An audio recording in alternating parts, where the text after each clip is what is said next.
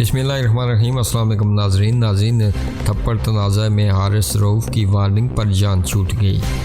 नाज़रीन, पीर के रोज़ लाहौर कलंदर और पेशावर ज़ल्मी के माबैन लीग मैच के दौरान हारिस रऊफ़ की गेंद पर कमरान गुलाम कैच ना थाम सके। इसी ओवर में फवाद अहमद ने कैच लिया तो विकेट का जश्न मनाते हुए कमरान गुलाम खुशी से लपके, लेकिन हारिस रऊफ़ ने इन्हें थप्पड़ दे मारा। नाज़रीन, ज़राई के मुताबिक मैच के बाद रेफरी अली नकवी ने पेसर को तलब किया तो इन्होंने इस मामले को दोस्ताना कहा।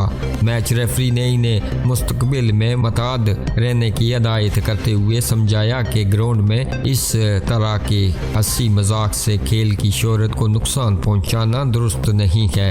इस हिदायत के साथ मामला ख़त्म कर दिया गया।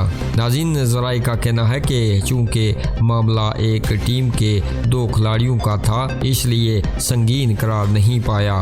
ऑन फील्ड अंपायर्स ने भी इस हवाले से कोई शिकायत मैच रेफरी से नहीं की।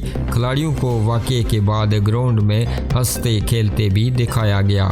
इसी हवाले से लाहौर कलंदर के chief operating officer Sameen Rana का कहना है कि हमारा पूरा स्क्वाड एक फैमिली की तरह है। हारिस रऊफ़ और कमरान गुलाम की एक दूसरे से गहरी दोस्ती है।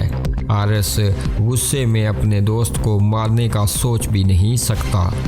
आपस के मजाक में हारिस ने कंधे पर हाथ मारना चाहा था, जिसे जोरदार थप्पड़ बना दिया गया।